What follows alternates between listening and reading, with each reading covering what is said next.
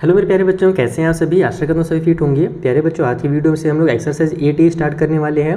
Last videos में मैंने आपको बहुत सारे थ्योरम जो इंपॉर्टेंट हैं इस चैप्टर से बार बार एग्जाम में पूछे जाते हैं, वो आपको मैंने सॉल्व करना सिखाया है, प्रूव करना सिखाया है। तो अगर आपने थ्योरम वाले वीडियोज़ नहीं देखे और अगर आपको आगे के वीडियोज़ के यानी कि लिंक चाहिए तो सारी वीडियोज़ के लिंक जो है ना आपको डिस्क्रिप्शन बॉक्स में मिल जाएगा और ऊपर आई बटन में मैंने दे दिया है। साथ ही इंस्टाग्राम और टेलीग्राम का भी लिंक आपको डिस्क्रिप्शन बॉक्स में गिवन है, जहाँ पर आप अपने से डाउट्स भी डिस्कस कर सकते हो और अपने आप जो नोट्स वगैरह है ना वो भी वहाँ से फ्री में डाउनलोड कर सकते हो। तो चलिए स्टार्ट करते हैं पहला क्वेश्चन से। पहले क्वेश्चन में हमसे क्या कहा गया है, इसमें बोल रहा है कि a point P is at a distance of 28 centimetre from the centre of a circle of radius 20 centimetre. यानी कि एक सर्कल हमारे पास है जिसका रेडियस हमको बता दिया गया 20 सेंटीमीटर है और एक पॉइंट P जो है ना उस सेंटर से 28 सेंटीमीटर की दूरी पर है। अभी आपको डायरेक्टली समझ में नहीं आ रहा होगा तो मैं डायग्राम के थ्रू भी समझाऊंगा, चिंता मत करना। हमसे बोल रहा है कि find the length of the tangent draw from P to the circle. यानी कि जो टेंजेंट बनेगा, टेंजेंट वगैरह क्या होता है अगर आपको नहीं पता तो थ्योरम्स वाले वीडियो देख लेना, पहला खास करके वीडियो, उसमें मैंने आपको समझाया ये टेंजेंट क्या होते हैं। तो हमको जो लेंथ ऑफ टेंजेंट है वो पता करना है पॉइंट P से। तो आइए डायग्राम के थ्रू समझते हैं इस क्वेश्चन को। तो देखो क्वेश्चन में हमसे ये कहा गया है कि हमारे पास एक सर्कल है जिसकी रेडियस है 20 सेंटीमीटर। तो हमने 20 सेंटीमीटर का रेडियस बना लिया। अब हमसे बोला गया है कि सर्कल के बाहर एक पॉइंट P है कहीं पर जो कि सर्कल के सेंटर से 29 मीटर की दूरी पर है। ठीक है, तो यहाँ पर हमने एक इस तरीके से लाइन बनाया, यहाँ पर ये पॉइंट P है और यह सेंटर से जो है वो कितनी दूरी पर है, तो 29 सेंटीमीटर की दूरी पर है। सबसे पहला काम करेंगे हम लोग सेंटर का कुछ नाम रख देंगे, जैसे ज़्यादातर O लिखा जाता है तो अपन O रख देते हैं। अब हमसे ये बोला जा रहा है कि ये जो हमारे पास सर्कल से जो हमने लाइन बनाया हुआ है तो जो पॉइंट बाहर में है अगर उससे हम लोग एक टेंजेंट गुजारते हैं तो वो जो टेंजेंट की जो लेंथ होगी वो कितनी होगी। तो सबसे पहले तो देखो इस पॉइंट से हम लोग दो टेंजेंट गुजार सकते हैं, एक तो इधर भी ले जा सकते हैं और एक इधर ले जा सकते हैं। तो हम लोग क्या करेंगे, इधर बनाएंगे क्योंकि हमने रेडियस को इधर बनाया है। तो अब टेंजेंट को इधर बनाने से फ़ायदा ये होगा, ये देखना इस तरीके से अगर मैं एक लाइन बनाता हूँ, वो थोड़ा सा टेढ़ा हो गया, कोई बात नहीं, मैं पॉइंट P को आगे ले जाता हूँ। हमने तो खुद से ही ड्रॉ किया है तो उसे कोई दिक्कत थोड़ी है। तो ये हमने पॉइंट P को आगे ले गया, तो ये हमारा पॉइंट P है। तो अब क्या बोला जा रहा है कि ये जो टेंजेंट आपने बनाया है इस वाले टेंजेंट की आपको लेंथ बताना है। ठीक है, तो अब हमने एक थ्योरम आपको बताया था, थ्योरम नंबर 1, जिसमें हमने ये बताया था कि कभी भी सर्कल के बाहर से कोई भी पॉइंट हो या फिर कहीं से भी जब सर्कल से कोई टेंजेंट गुजरता है तो जो उसका रेडियस होता है ना सर्कल से, अगर उसको टच किया जाए तो रेडियस जो होगा टेंजेंट के ऊपर परपेंडिकुलर होगा। ये हमारा थ्योरम नंबर 1 था। थ्योरम नंबर 1 आपने पढ़ा होगा तो आपको ये चीज़ अच्छे से याद होगा। तो हम लोग यहाँ पर लिखेंगे इस तरीके से। चलो इस पॉइंट का नाम कुछ रख दो पहले। तो ये हमारे पास O हमने रख दिया, इसका नाम हमने A रख देते हैं। ठीक है, तो AOP जो होगा हमारा एक राइट ट्रायंगल हो जाएगा। तो अब यहाँ पर हम लिखेंगे कि हमारे पास जो AP है वो क्या है, AP इज़ टेंजेंट, वो एक टेंजेंट है। और उसके बाद हमारा जो OA है वो रेडियस है, तो टेंजेंट एट A भी लिख देना आप लोग कि जो हमारा AP जो टेंजेंट बन रहा है वो A को, यानी कि जो हमारा पॉइंट A है ना वहाँ पर वो सर्कल को टच कर रहा है, यानी कि हमारा जो कॉन्टैक्ट वाला पॉइंट है वो A है। तो इसीलिए हमने एट A लिख दिया है। और साथ ही साथ हम लोग ये भी बता देंगे कि हमारा जो OA है वो क्या है, तो वो रेडियस है, तो OA इज़ रेडियस। तो अब यहाँ पर हमारे पास हम लोग थ्योरम नंबर 1 से डायरेक्ट इसको लिख सकते हैं कि हमारे पास जो OA होगा वो परपेंडिकुलर हो जाएगा AP के ऊपर। सिंपल आपको लिखना, ज़्यादा कुछ लंबा चौड़ा नहीं लिखना, बस इसलिए करके लिख देना है। ये आपने यहाँ पे शो कर दिया ना कि ये टेंजेंट था और ये रेडियस है, तो ये हमारा ऑटोमेटिकली आ जाएगा थ्योरम नंबर 1 के अकॉर्डिंग। ओके, तो अब हम लोग क्या देखते हैं कि ये हमारा बन गया एक राइट ट्रायंगल। तो नाउ हमारे पास जो OAP है वो राइट ट्रायंगल है। यहाँ पर आप लोग डायरेक्ट लिखोगे राइट ट्रायंगल AOP, ये ज़्यादा अच्छा नाम लग रहा है, इन राइट ट्रायंगल इस तरीके से लिखते हैं तो अच्छा स्टेटमेंट बनेगा। तो राइट ट्रायंगल AOP के अंदर हमारे पास ये वाला साइड और ये साइड दिया हुआ है, तो हम लोग यहाँ पर पाइथागोरस का थ्योरम लगा सकते हैं। राइट ट्रायंगल का हमारे पास पाइथागोरस थ्योरम यूज़ हो जाएगा। तो यहाँ पर आप लोग लिख भी दो एक बार कि हमने यहाँ पर कौन सा यूज़ कर रहे हैं, तो पाइथागोरस थ्योरम यूज़ कर रहे हैं। तो अकॉर्डिंग टू पाइथागोरस थ्योरम जो हमारा हाइपोटेन्यूज होता है, देखो जहाँ पर राइट ट्रायंगल बनता है ना उसका अपोजिट वाला साइड ही हाइपोटेन्यूज होता है, ये ध्यान रखना। तो जो हमारा हाइपोटेन्यूज है यानी OP है, अगर उसका स्क्वायर करें तो वो हमारा OA का स्क्वायर और प्लस में AP के स्क्वायर के बराबर हो जाएगा। तो अब हमको क्या निकालना भैया, AP निकालना है। ठीक है, तो अपन क्या करते हैं, OA को पहले तो ट्रांसफर कर देते हैं, तो जाएगा OP माइनस में OA का स्क्वायर इक्वल टू साइड में हमारा AP का स्क्वायर रह जाएगा। तो OP कितना है हमारे पास 29 है, तो 29 का स्क्वायर लिख लो। OA कितना है 20 है, तो 20 का स्क्वायर लिख लो इक्वल टू साइड में बन गया हमारा AP का स्क्वायर। तो यहाँ से 29 का स्क्वायर जो होता है वो 800 हमारे पास 41 होता है और माइनस में 20 का स्क्वायर तो जानते हैं कि 400 होता है, इक्वल टू साइड में AP का स्क्वायर हो जाएगा। ठीक है, इसको यहीं पर बगल में कंप्लीट कर लेते हैं। तो यहाँ से हमारा 841 में से 400 माइनस होगा तो 441 आ जाएगा। स्क्वायर को मैं इधर ट्रांसफर कर देता हूँ तो ये हमारा रूट में आ जाएगा। इस साइड केवल हमारे हमारे पास AP बच जाएगा, क्योंकि हमको स्क्वायर का वैल्यू थोड़ी चाहिए, बस AP का चाहिए। तो जो 441 है वो 21 का स्क्वायर होता है, यानी 21 × 21 = 441। तो ये जो है 21 बन करके बाहर निकल जाएगा। तो 21 = AP लिख दो, या फिर लास्ट में अच्छे से AP = 21 सेंटीमीटर लिख दो तो ज़्यादा बेहतर है। और इसी तरीके से आपको लिखना भी है, क्योंकि ये जो हमारा साइड है वो सेंटीमीटर में सब दिया हुआ था, तो ये भी सेंटीमीटर में होगा।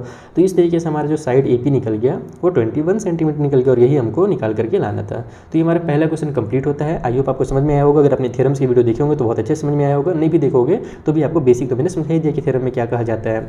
चलिए आगे बढ़ते हैं और जो अगला क्वेश्चन उसे बना लेते हैं। सो देखो सेकंड वाले क्वेश्चन में बोल रहा है कि एक पॉइंट हमारे पास P है जो 25 सेंटीमीटर दूर है सेंटर से सर्कल के, और यहाँ पर हमसे बोल रहा है कि and the length of tangent drawn from P to the circle is 24 centimetre. यानी कि हम लोग क्या करते हैं, अगर P से एक टेंजेंट बनाते हैं तो उसका भी लेंथ दिया हुआ है। पिछले बार टेंजेंट का लेंथ नहीं दिया होता ना, ध्यान रखना, इस बार टेंजेंट का लेंथ दे दिया है। हमसे बोल रहा है find the radius of the circle, तो सेम मेथड यहाँ पर भी लगाएंगे, बस हमको रेडियस निकालना पड़ेगा। ठीक है, चलिए ये सॉल्व करते हैं इसे। तो देखो यहाँ पर हमने फिर से डायग्राम बना लिया है। हमसे बोला गया था कि सर्कल के सेंटर से एक पॉइंट दूरी पर है, कितनी दूरी पर है, तो 25 सेंटीमीटर की दूरी पर है। तो हमने 25 सेंटीमीटर पर एक पॉइंट बना लिया P। अब इस वाले पॉइंट से जो टेंजेंट बन रहा है हमारे पास, उसका लेंथ जो 24 सेंटीमीटर है। तो यहाँ पर सर्कल से देखो टेंजेंट को आप आगे भी ले जा सकते हो, लेकिन यहाँ पर जो पॉइंट ऑफ कॉन्टैक्ट है वो हमको जरूर बताना है। तो इस वाले पॉइंट से लेकर के P तक की जो दूरी है वो 24 सेंटीमीटर है। हमको इस वाले रेडियस की वैल्यू निकालनी है। तो सेम चीज़ हम लोग फिर से पहले की तरह लिखेंगे कि हमारे पास जो AP है वो क्या है, वो टेंजेंट है। AP इज़ अ टेंजेंट, ठीक है, एट A। और उसके बाद हमारे पास जो OA है वो क्या है, रेडियस है। तो OA is radius of circle. तो अब यहाँ से हमारे पास फिर से ये क्या हो जाएगा, OA जो है वो परपेंडिकुलर हो जाएगा हमारे AP के ऊपर अकॉर्डिंग थ्योरम नंबर 1। तो इसलिए नाउ हम लोग फिर से वही यूज़ करेंगे, इन राइट ट्रायंगल, जो हमारा राइट ट्रायंगल बन गया कौन सा, तो AOP बन गया, उसके अंदर पाइथागोरस का थ्योरम लगा देते हैं। ठीक है, पाइथागोरस थ्योरम शॉर्टकट में लिखता हूँ, फटाफट सॉल्व करना है अपने को। तो यहाँ पर भी सेम चीज़ें होंगी। OP का स्क्वायर इक्वल टू हमारे पास लिख देता हूँ, एक बार पाइथागोरस थ्योरम को अच्छे से लिख लेते हैं। OP का स्क्वायर इक्वल टू हो जाएगा हमारा OA का स्क्वायर और प्लस में हमारा AP का स्क्वायर। हमको निकालना क्या, OA निकालना है, इसको इधर ट्रांसफर कर दो तो हो जाएगा OP का स्क्वायर माइनस में AP का स्क्वायर इक्वल टू उस साइड में हमारा OA का स्क्वायर हो जाएगा। तो OP कितना है भैया, 25 है, तो ये हो जाएगा हमारा 25 का स्क्वायर माइनस में हमारे पास हो जाएगा 24 का स्क्वायर। ठीक है, इक्वल के उस साइड में हमारा OA का स्क्वायर आ गया। तो 25 का स्क्वायर कितना होता है, 625 होता है। 24 का कितना होता है, तो 576 होता है। इक्वल के उस साइड में OA का स्क्वायर। और आप लोग भी एग्जाम के लिए कम से कम 30 तक के स्क्वायर याद कर लो, ताकि एग्जाम में टाइम बच सके। नहीं तो मल्टीप्लाई करने में जो आपका 30 सेकंड या 1 मिनट लगेगा ना, वो बाद में आपको बहुत ज़्यादा भारी पड़ सकता है।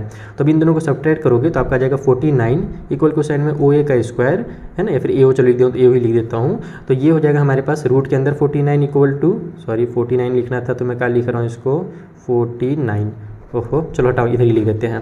ये हो जाएगा हमारा AO इक्वल के रूट के अंदर में हमारा 49। तो यहाँ से जो AO है वो 7 बन करके बाहर निकल जाएगा। यानी कि जो रेडियस है सर्कल की वो कितनी सेंटीमीटर है, 7 सेंटीमीटर है। OA क्या था हमारा, रेडियस ही था ना, तो उसका जो लेंथ है वो 7 सेंटीमीटर है। ये हमारा सेकंड क्वेश्चन भी क्लियर हो गया आपको, पहला दूसरा एकदम सेम क्वेश्चन था। चलिए तीसरा क्वेश्चन बनाते हैं। सो थर्ड क्वेश्चन बोल रहा है कि 2 कॉन्सेंट्रिक सर्कल है हमारे पास जिनका रेडियस 6.5 सेंटीमीटर एंड 2.5 सेंटीमीटर है। कॉन्सेंट्रिक किसको बोलते हैं, दो ऐसे सर्कल जिसका सेंटर सेम हो। एक ही सेंटर से जब हम लोग 2 सर्कल बनाते हैं ना तो उसको कॉन्सेंट्रिक सर्कल बोलते हैं। दोनों का रेडियस अलग अलग है, एक छोटा है एक बड़ा है। तो find the length of chord of the larger circle, larger वाले सर्कल का कॉर्ड हमको पता करना है। और ऐसे देखो कॉर्ड तो बहुत सारे बनते हैं, तो कौन सा कॉर्ड पता करना है, विच टच द स्मॉलर सर्कल, जो छोटे वाले सर्कल को टच करेगा ना उसको हमको पता करना है। तो देखो कॉन्सेंट्रिक सर्कल वाला जो भी थ्योरम था वो भी मैंने आपको पहले वाले वीडियोस में रखा है, तो इसका भी थ्योरम आप लोग जरूर देख लीजिएगा। ये क्वेश्चन आपको बहुत इजी लगेगा फिर। तो देखो यहाँ पर हमने आधा डायग्राम बनाया है, इसको कंप्लीट करेंगे। पहले आप लोग समझ लीजिए चीज़ों को। सबसे पहले हमारे पास एक सेंटर पॉइंट है, उससे 2 सर्कल बना लिया हमने ताकि हमारे पास वो कॉन्सेंट्रिक सर्कल कहलाएं आपस में। अब हमसे ये कहा गया है कि आप क्या कीजिए, जो बड़े वाले सर्कल है उसका एक कॉर्ड का लेंथ निकालिए, और वो जो कॉर्ड होगा ना वो ऐसा होगा जो छोटे वाले सर्कल को टच करता हुआ जाए। तो जैसे हमने एक कॉर्ड बनाया बड़े वाले सर्कल के लिए, और ये छोटे सर्कल को क्या कर रहा है, टच कर रहा है, तो हमको इसका ही लेंथ निकालना है। कैसे निकालेंगे वो समझना। सबसे पहले तो अपन देखो यहाँ पर मैं इसको एकदम एक सीधा लाइन बनाता हूँ जो कि रेडियस होगा, और ये जो छोटा वाला रेडियस था वो हमको कितना दिया हुआ था, 2.5 दिया हुआ था। तो मैं यहाँ पे इसको 2.5 सेंटीमीटर लिख लेता हूँ। ठीक है, अब हम लोग जो बड़ा वाला सर्कल है उसका भी रेडियस दिया हुआ है 6.5। तो बड़े वाले सर्कल का रेडियस मैं इसी में आगे नहीं बढ़ाऊंगा, मैं क्या करूँगा, इसको थोड़ा सा इस तरीके से बनाऊंगा ताकि ये ट्रायंगल बन सके। अब देखो भैया मुझे AB के निकालना है, तो डायरेक्ट तो अब ये निकल नहीं जाएगा अगर इसी में मैं आगे बढ़ा दूँ तो मुझे कुछ यहाँ पे डायग्राम की जरूरत पड़ेगी। तो मैं क्या करता हूँ, बड़े वाले सर्कल का रेडियस में इस सेंटर से A तक को मिलाऊंगा, तब मेरा बड़े सर्कल का रेडियस भी बन जाएगा। आप कहीं पर भी बना सकते हो, A से लेकर के B तक भी बना सकते हो, सॉरी इस पॉइंट से लेकर के B तक भी बना सकते हो, तो भी रेडियस ही कहलाएगा। इधर से इधर ही बनाओगे तो भी रेडियस कहलाएगा। लेकिन ऐसे जगह रेडियस बनाओ जहाँ पर वो थोड़ा काम आ जाए। तो हमने इसको इस तरीके से बना दिया। और ये जो बड़ा वाला रेडियस है ये कितना है, तो ये हमारा 6.5 है। ठीक है, तो अब क्या करना है अपने को, इस ए बी का लेंथ फाइंड करना है। कैसे फाइंड करेंगे, तो देखो यहाँ पर ये जो ए बी है बड़े वाले सर्कल के लिए तो कॉर्ड का काम कर रहा है, लेकिन छोटे वाले सर्कल को टच करके भाग जा रहा है। इसका मतलब कि छोटे वाले सर्कल के लिए क्या है, ये टेंजेंट है। तो यहाँ पर आप लिखोगे कि हमारा A B is tangent, A B जो है वो हमारा टेंजेंट है किसके लिए, फॉर स्मॉलर सर्कल, छोटे वाले सर्कल के लिए। ठीक है, स्मॉलर सर्कल। और साथ ही साथ हम लोग क्या देख रहे हैं कि यहाँ पर हमारे पास जो ऐसे लाइन बना हुआ है, ठीक है, इस ये वाला जो हमारे, चलो इसका नाम मैं ओ रख देता हूँ और इस वाले पॉइंट का नाम सी रख देता हूँ। तो मेरा जो यहाँ ए बी है वो स्मॉलर सर्कल के टेंजेंट और कहाँ पर काम कर रहा है, सी पर टच कर रहा है। तो एट सी भी आप लिख सकते हो यहाँ पर, तो ज़्यादा बेहतर रहेगा।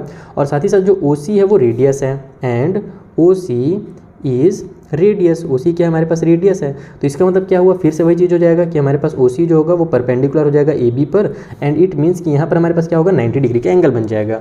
अब फिर से आप लोग पकड़ लो इस राइट ट्रायंगल को, तो यहाँ पर हमारे पास in right triangle A O C, in right triangle A O C के अंदर हमारे पास ए ओ का जो स्क्वायर होगा, ये हमारे पास देखो इस बार ए ओ जो है ना वो हमारा हाइपोटेन्यूज है, वो इक्वल हो जाएगा ए सी का स्क्वायर यानी बेस का स्क्वायर, और प्लस में ओ सी का स्क्वायर यानी कि इस वाले परपेंडिकुलर के स्क्वायर के बराबर। हमको निकालना है ए सी, अगर ए सी निकलेगा तभी ए बी निकलेगा। तो ए सी निकालने के लिए हम लोग क्या करेंगे, इस ओ सी को इधर ट्रांसफर कर देंगे। तो ये हो जाएगा हमारा ए ओ का स्क्वायर माइनस में ओ सी का स्क्वायर इक्वल के उस साइड में ए सी का स्क्वायर। ए ओ कितना है भैया, तो 6.5 है, तो 6.5 का स्क्वायर कर लो, माइनस में ओ सी कितना है, तो 2.5 है, तो 2.5 का स्क्वायर कर लो, इक्वल क्वेश्चन में ए सी का स्क्वायर हो गया। 6.5 जो होता है यानी कि 65 का जब आप स्क्वायर निकालोगे तो वो निकलेगा 42.25। ठीक है, क्योंकि हमारे पास डेसिमल है ना, तो 2 डिजिट के बाद डेसिमल लग जाएगा, पहला इस वाले 65 के लिए और दूसरे वाले 65 के लिए। और 25 का स्क्वायर आपको जानते हो 625 होता है, तो ये 6.25 हो जाएगा। इक्वल के साइड में हमारा ए सी का स्क्वायर आ गया, 2 से 2.5 हमारा आपस में माइनस हो गया तो 0 आ जाएगा। 42 में से हमारा 6 माइनस होगा तो 36 आ जाएगा, तो 36 इक्वल टू ए सी का स्क्वायर निकल गया। तो अगर मुझे ए सी निकालना है तो इसको रूट के अंदर डाल देंगे, और ए सी जो है वो यहाँ से हमारे पास 6 सेंटीमीटर बन करके निकल जाएगा। तो ए सी हमने यहाँ पर 6 सेंटीमीटर निकाल लिया, ये वाला जो लेंथ है ना ये हमने निकाला, यहाँ से ध्यान रखो, ये यहाँ से यहाँ तक। अब हम लोग क्या जानते हैं, ये लिखेंगे हम लोग कि वी नो, हम जानते हैं, हमने क्लास 9 में पढ़ा हुआ है कि हमारे पास जब कभी भी कोई कॉर्ड रहता है, देखो इस तरीके से मैंने एक सर्कल बनाया, उसमें मैं कॉर्ड बनाऊंगा, आपको याद आ जाएगा तुरंत। तो जो कॉर्ड रहता है ना, अगर हम लोग सर्कल के सेंटर से इस कॉर्ड के ऊपर एक परपेंडिकुलर लाइन बना देते हैं तो वो क्या करता है, कॉर्ड को बाइसेक्ट करता है। ये आपने क्लास 9 में पढ़ रखा है। तो हम लिखेंगे वी नो, हम जानते हैं कि perpendicular draw from centre to the chord bisect the chord. वो क्या करता है, कॉर्ड को 2 बराबर बराबर पार्ट में बाइसेक्ट कर देता है। जो परपेंडिकुलर होता है ना, इस तरीके से हम परपेंडिकुलर लाइन बनाएंगे तो यहाँ से और यहाँ से 2 बराबर पार्ट में डिवाइड कर देगा, तो बाइसेक्ट्स द कॉर्ड। ओके, तो इसका मतलब ये हुआ कि हमारे पास जो ए सी है और जो बी सी है ये दोनों आपस में इक्वल हो गए, तो A C is equal to B C इस वाले रूल के अकॉर्डिंग। तो अब हमारे पास अगर अपने को ए बी निकालना है कंप्लीट, तो मुझे क्या करना पड़ेगा, ए सी को और बी सी को ऐड करना पड़ेगा। तो यहाँ पे लिखो आप लोग ए सी प्लस में बी सी, तो हम लिखेंगे यहाँ पर ए बी इक्वल टू, ए सी के बदले कितना आया था 6 आया था, और हमने देखा कि ए सी और बी सी दोनों इक्वल हैं, इसका मतलब ये भी 6 हो जाएगा। तो यहाँ से ए बी इक्वल टू हो जाएगा हमारा 12 सेंटीमीटर। तो यही तो हमको फाइंड करना था, कितना ईजी क्वेश्चन था। तो बस आपको बेसिक्स पता होने चाहिए, जो अपने पिछले साल पढ़ा हुआ है और जो आपका थ्योरम कहता है, ये सब चीज़ें अगर आपको पता रहेंगी तभी क्वेश्चन आपसे सॉल्व होंगे। केवल आप लोग डायरेक्ट सोचोगे कि मैं वीडियो देख लूँ और मुझे सब समझ में आ जाए, तो ऐसा नहीं हो सकता बच्चा। थोड़ा सा बेसिक्स आपको पिछले वाले साल के रिवीजन करना ही पड़ेगा। तो ये हो गया हमारा 3rd क्वेश्चन कंप्लीट। चलिए जो अगला 4th क्वेश्चन है उसे सॉल्व किया जाए। सो 4th वाले क्वेश्चन हमसे कहा जा रहा है कि इन द गिवन फिगर, यहाँ पर जो आपको फिगर दिख रहा है इसमें a circle inscribed in a triangle A B C, यानी कि एक ट्रायंगल ए बी सी है उसके अंदर एक सर्कल हमने बनाया हुआ है। इंस्क्राइब्ड यानी कि ये जो ट्रायंगल के साइड्स है ना उसकी क्या होगी, सर्कल टच होते हुए जाएगी। अब हमसे बोला जा रहा है कि वो कौन कौन से साइड वो टच कर रही है, तो touch the side A B B C और ए सी। ठीक है, तीनों जो साइड है उनको ये सर्कल टच कर रही है। कौन कौन से पॉइंट पर कर रही है वो भी दिया हुआ है, तो at point D E and F, यानी कि ए बी पर ये डी पे टच कर रही है, बी सी के ऊपर ई में टच कर रही है, और ए सी जो साइड हमारा उसमें एफ पर जो है ना ये सर्कल इसको टच कर रही है। तो अब हमसे बोला जा रहा है कि अगर ए बी का वैल्यू यानी इस वाले साइड का वैल्यू 12 हो, ये वाला साइड 8 हो और ये जो ए सी है वो हमारे पास 10 हो, तो हमको ए डी फाइंड करना है। ए डी यानी कि कौन सा, तो ये वाला साइड। उसके बाद फिर हमको और कौन सा फाइंड करना है, बी ई फाइंड करना है यानी कि ये वाला साइड, और फिर सी एफ फाइंड करना है यानी कि ये वाला साइड। तो कैसे फाइंड करेंगे वो समझ लो। एक छोटा सा थ्योरम होता है, उस रूल के अकॉर्डिंग क्या होता है ना कि कभी भी हमारे पास कोई भी एक्सटर्नल पॉइंट से जब हम लोग सर्कल के ऊपर कोई भी क्या बोलते हैं क्या बोलते हैं इसको टेंजेंट, तो हम लोग जब कभी भी एक्सटर्नल पॉइंट से टेंजेंट बनाते हैं तो हमने ये तो सीखा ही कि दो टेंजेंट बनते हैं। जैसे कि अगर पॉइंट बी को मैं एक्सटर्नल पॉइंट मान लूँ, है ना, इसको ट्रायंगल भूल जाओ थोड़ी देर के लिए, आप इसको सर्कल बना लो अपने दिमाग में और इस पॉइंट बी को एक्सटर्नल पॉइंट बना लो। तो इस एक्सटर्नल पॉइंट से जो हम लोग के पास लाइन बनता है इस तरीके सर्कल को टच करते वाले टेंजेंट कहलाता है। तो केवल एक्सटर्नल पॉइंट से दो ही लाइन बना सकते हैं अपन जो टेंजेंट हो, उस तरीके से सी से दो लाइन बना सकते हैं और ए से दो लाइन बना सकते हैं। तो ये जो हमारे टेंजेंट होते हैं ना सेम पॉइंट से, वो क्या होते हैं आपस में इक्वल होते हैं, यानी कि हमारे पास जो बी डी होगा और जो बी ई होगा ये हमारा आपस में इक्वल होगा। उसी तरीके से इस वाले पॉइंट ए से दो टेंजेंट बन रहे हैं, एक इधर जा रहा है और एक इधर जा रहा है, ये डी पर टच हो रहा है और ये एफ पर टच हो रहा है, इसका मतलब ए डी और ए एफ भी क्या होंगे आपस में इक्वल होंगे। सी से हमारे पास दो लाइन जा रहा है, एक ऐसे और एक ऐसे, तो हमारे पास ये ई पर टच हो रहा है और ये एफ पर हो रहा है, तो इसका मतलब कि सी ई और सी एफ भी क्या होंगे आपस में इक्वल होंगे। बस उसी रूल का यूज़ करना है और इसको सॉल्व कर देना है। सीबीएसई का क्वेश्चन है, बोर्ड का, आराम से सॉल्व होना चाहिए। तो देखो यहाँ पर जो चीज़ हमको दी हुई थी गिवन में हमने लिख लिया है, डायग्राम को बना लिया है, साथ ही जो चीज़ मैंने आपको समझाया उसको थ्योरम के रूप में लिख दिया है कि हम जानते हैं कि जो टेंजेंट सेगमेंट होता है हमारे पास, यानी कि यहाँ से यहाँ तक वाली जो लाइन होती है एक सर्कल में from the same external point से जो लाइन बनती है वो कॉन्ग्रुएंट होते हैं, इट मीन्स आपस में इक्वल होते हैं। ओके, तो अब अपन इसको कैसे सॉल्व करेंगे वो समझना। सबसे पहले अपने को ए डी का लेंथ दिया हुआ है, तो ए डी अगर इक्वल टू 12 सेंटीमीटर है तो ए डी किससे किससे मिलकर बन रहा है, सॉरी ए डी बोल रहा हूँ यार, ए बी का दिया हुआ था, रियली सॉरी, ए बी का वैल्यू दिया हुआ था। तो जो ए बी है वो हमारा AD से और BD से मिल करके बन रहा है, तो यहाँ पर हम लिखेंगे AD के बदले में AB के बदले में AD प्लस में BD और इक्वल के साइड में लिख देंगे अपन 12 सेंटीमीटर। ठीक है, उसी तरीके से जो BC हमको दिया हुआ है, कितना दिया हुआ है भैया 8 सेंटीमीटर, इसको आप इक्वेशन नंबर 1 ले लेना ना, इक्वेशन लिखते जाना। तो BC हमको 8 सेंटीमीटर दिया हुआ है, तो ये किससे किससे बन रहा है, BE से और CE से बन रहा है। तो यहाँ पर हम लिखेंगे BE और प्लस में CE, इक्वल के साइड में हमारे पास 8 सेंटीमीटर हो जाएगा, इसको आप इक्वेशन नंबर 2 मान लो। उसी तरीके से जो तीसरा वाला साइड हमारा AC है वो हमको दिया हुआ है 10 सेंटीमीटर, जो कि AF से और CF से मिलकर के बन रहा है। तो यहाँ पर आप लिखो कि हमारे पास जो AC है वो 10 सेंटीमीटर है और ये किससे किससे मिलकर बन रहा है भैया, तो ये हमारे पास AF से और प्लस में CF से मिलकर के बन रहा है, तो ये दोनों भी हमारे 10 सेंटीमीटर हो जाएंगे। इक्वल के साइड में हमारा इक्वेशन नंबर इसको 3 मान लो। अब क्या करो, इन तीनों इक्वेशंस को आपस में ऐड कर दो।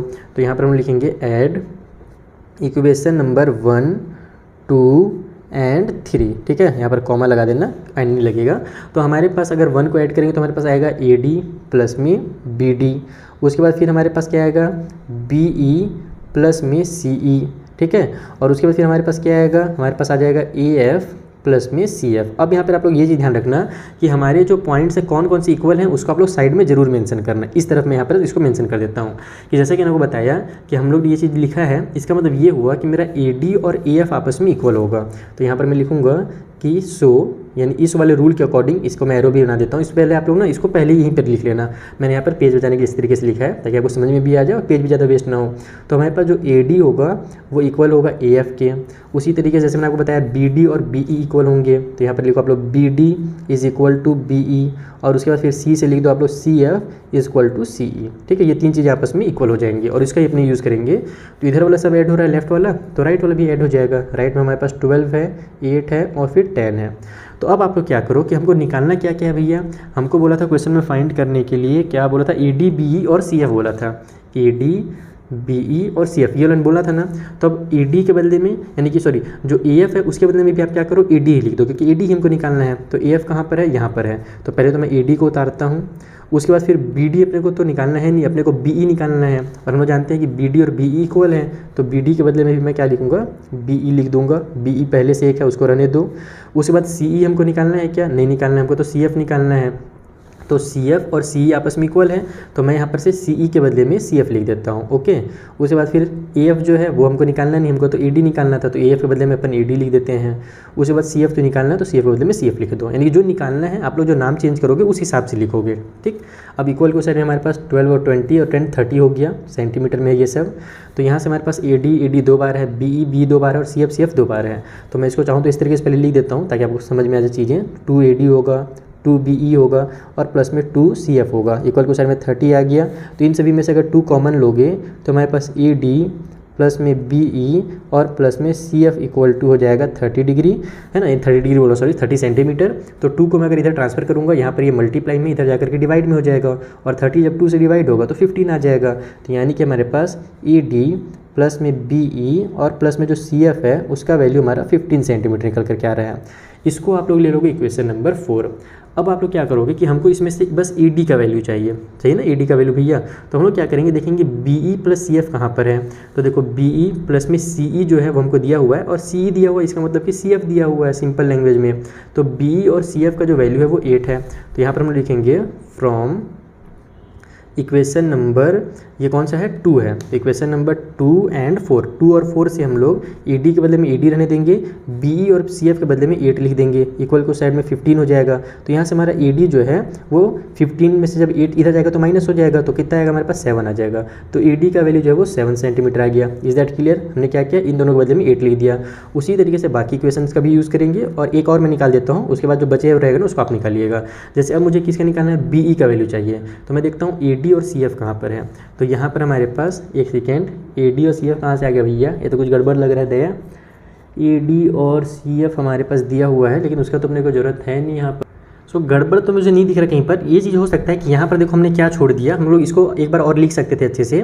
जैसे हमारे पास AF plus CF equal to हमने 10 लिखा, तो AF कौन सा, ये वाला, CF ये वाला। हम लोग AF के बदले में AD भी तो लिख सकते हैं, कि हमने देखा है कि AD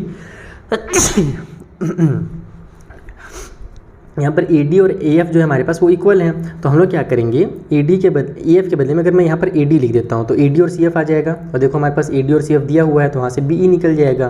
तो बस वही चीज़ है कि कुछ गलत नहीं हुआ है, बस हम लोग एक स्टेप इसमें और लिख सकते थे यहाँ पर, और वो आप लोग एग्जाम में जरूर लिख दीजिएगा ताकि आपको आगे चलकर ऐसे दिक्कत ना हो। तो अब अपन क्या करेंगे, फ्रॉम इक्वेशन नंबर 3 लिखते हैं, 3 एंड 4। 3 और 4 से हमको ये समझ में आता है कि हमारे पास जो AF है उसके बदले में अगर मैं AD लिख दूँ और CF के बदले में CF ही रहने देता हूँ, ठीक है। तो AD और CF का जो सम निकल कर के आ रहा है वो 10 निकल कर के आ रहा है। तो इन दोनों के बदले में मैं 10 लिखूँगा और प्लस में मैं BE कर दूँगा, इक्वल के उस साइड में हमारे पास आ जाएगा 15। तो यहाँ से जो BE है वो हमारे पास आ जाएगा 15 माइनस 10, यानी कि 10 तो जाकर के माइनस हो जाएगा। तो BE जो हमारे पास वो 5 सेंटीमीटर आ जाएगा। लास्ट वाली मैं ही निकाल देता हूँ क्योंकि थोड़ा सा यहाँ पर इक्वेशंस जो है ना छोटे मोटे हो गए हैं, तो ये मैं यहीं पर इसको सॉल्व कर देता हूँ लास्ट वाला भी। अब अपने को निकालना कि अब ये बचा कौन सा, CF बचा हुआ है। तो अपने को AD और BE ढूंढना है। AD कहाँ पर है हमारे पास, AD यहाँ पर है, ये रहा BD, ठीक है। और हम लोग क्या जानते हैं कि AD और BD आपस में इक्वल है, सॉरी AD और BD बोल रहा हूँ, हमारे पास BD और BE इक्वल है। यहाँ पर मैंने लिखा है ना BD is equal to BE, तो BD के बदले में अगर मैं BE लिख देता हूँ तो मेरे यहाँ पर काम बन जाएगा। AD और BE का जो वैल्यू है वो हमारे पास 12 हो जाएगा। तो बस यहाँ पर आप लोग फिर से वही लिखेंगे कि फ्रॉम इक्वेशन नंबर 1 एंड हमारा इक्वेशन नंबर जो 4 है उसके अंदर से AD और BE के बदले में हमारा 12 आ जाएगा, प्लस में CF हो जाएगा, इक्वल को साइड में 15 हो गया। सो CF इक्वल टू यहाँ से 3 सेंटीमीटर हो जाएगा। तो इस तरीके से आपको इन क्वेश्चंस को सॉल्व करना है। ओके, आई होप ये भी क्वेश्चन क्लियर हो गया होगा। थोड़ा सा इसमें हो गया कॉम्प्लिकेटेड, लेकिन कोई दिक्कत नहीं। आप इसको जब अच्छे से लिखिएगा ना, AD प्लस BE यहाँ पर लिख दीजिएगा आप लोग एक स्टेटमेंट बना करके। AD प्लस BE जो होगा वो भी 12 हो जाएगा क्योंकि हमने BD और BE को आपस में इक्वल प्रूव कर दिया है। तो आप लोग जगह थोड़ा सा छोड़ करके लास्ट में जिस तरीके से आपको यूज़ करना है वैसे लिख सकते हैं। तो ये हमारा क्वेश्चन नंबर 4 भी जो है कंप्लीट होता है। अब हम लोग बढ़ते हैं अगले क्वेश्चन के पास, और जो 5th क्वेश्चन है उसे सॉल्व कर लेते हैं। सो देखो 5th वाले क्वेश्चन से बोल रहा है कि इन द गिवन फिगर, और इस सबसे फिगर आपने थ्योरम में भी देखा होगा, तो उस थ्योरम का हम लोग यहाँ पर यूज़ जरूर करने वाले हैं। आप लोग थ्योरम में क्वेश्चन पढ़ लीजिएगा कि इन द गिवन फिगर हमारे पास जो PA और PB हैं वो क्या है, टेंजेंट सेगमेंट है to a circle with centre O। यहाँ देखो हमने PA और PB हमारा बना हुआ है टेंजेंट, जो कि पॉइंट P से बना हुआ है, और ये सेंटर जो है सर्कल का वो O दिया हुआ है हमें। हमको ये शो करना है ना कि A, O, B और P जो है, A, O, B और P ये क्या है, कौन साइक्लिक है। कौन साइक्लिक का मतलब क्या होता है कि जब हमारे पास कभी भी एक ऐसा क्वाड्रिलेटरल हो जिसके हमारे पास जो अपोजिट एंगल्स हैं वो क्या है, अच्छा वो हमारे सर्कल से भी होकर गुजर रहा हो, और उसके जो अपोजिट एंगल्स हैं वो क्या आपस में सप्लीमेंट्री हैं, यानी कि उनका जो सम निकल करके आ रहा है वो 180 डिग्री निकल करके आ रहा है। तो अगर अपन इन दोनों का जो सम है 180 निकाल करके बता दें, यानी कि सम जो 180 अगर निकाल दें, सप्लीमेंट्री प्रूव कर दें, तो इसका मतलब कि हमारा AOBP जो होगा ऑटोमेटिकली कौन साइक्लिक हो जाएगा। तो अपने को मेन फोकस यही करना है कि इस वाले एंगल को और इस वाले एंगल को सप्लीमेंट्री प्रूव करना, और ये हमने पहले भी आपको थ्योरम में प्रूव करना सिखाया हुआ है। आइए उसी को दोहरा देते हैं। तो देखो यहाँ पर हमने डायग्राम बना लिया है। सबसे पहले तो देखो हमारे पास जो OA है और OB जो है ये हमारे पास क्या है, रेडियस हमको दिए हुए हैं, है ना, क्योंकि सर्कल के सेंटर से जब सर्कल पे कोई भी लाइन जाता है तो वो उसका रेडियस कहलाता है, सिंपल सी बात है। तो अपन ये देख रहे हैं यहाँ पर कि हमारे पास जो टेंजेंट है और रेडियस है ये दोनों आपस में ज्वाइन हो रहे हैं। तो इसको अपन बता देंगे इस तरीके से कि PB इज़ टेंजेंट, PB जो है हमारे पास वो टेंजेंट है एट B के ऊपर, और साथ ही साथ हमारे पास जो OB है, OB is radius, O B क्या हमारे पास वो एक रेडियस है।